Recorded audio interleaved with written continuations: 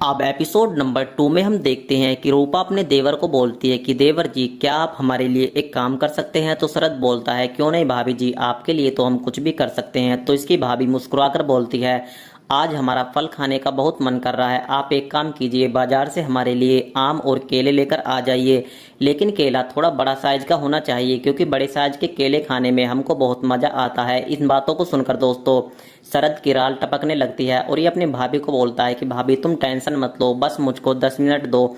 10 minute के अंदर मैं आपके लिए केले और आम लेकर आता हूँ। उसके बाद दोस्तों शरद अपनी भाभी के लिए केले और आम लेकर आ जाता है और इसकी भाभी जानबूझकर अपने देवर के सामने केले को इस तरीके से खाती है कि मानो जैसे वो किसी दूसरी चीज का आनंद ले रही हो। उसके बाद दोस्तों अब शरद इतना पागल भी नहीं होता कि वो अपने भाभी के इतना सिग्नल को ना समझे। उसके बाद ये अपनी भाभी पर टूट पड़ता है। अब रूपा अपने देवर को बोलती है कि देवर जी, हमारे कमरे की दीवार की एक ईंट बाहर निकली हुई है, इसका मतलब उस होल के जरिए हमारा कोई कुछ भी देख सकता है।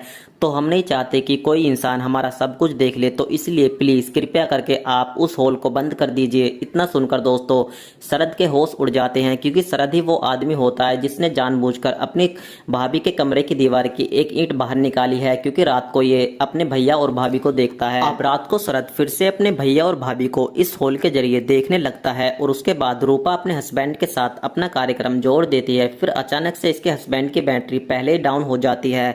तो रूपा अपने हस्बैंड को बोलती है कि क्या हुआ, तुम रुक क्यों गए, अभी तो हमारा इंजन गर्म हुआ है। तो इसका हस्बैंड बोलता है, लेकिन हमारा इंजन तो अपने स्टेशन पर पहुंच गया है, अब गाड़ी इससे आगे और नहीं चल सकती। इतना सुनकर दोस्तों इसकी बीवी का दिमाग खराब हो जाता है। अब अचानक से रूपा की नजर इस होल पर पड़ती है और ये अपने देवर को देख लेती है और उसके बाद ये स्माइल करने लगती है, क्योंकि इसको पता है कि ऑलरेडी इसके देवर ने इनकी सारी फिल्म देख ली है। और जिस तरीके से ये स्माइल करती है, इसकी स्माइल को देखकर लगता है कि अब ये अपने देवर पर ही कोई जादू करने वाली है। और उसके बाद दोस्तों वेब सीरीज का पार्ट 1 यहीं पर समाप्त हो जाता है। तो आगे की कहानी भी इंजॉय करने के लिए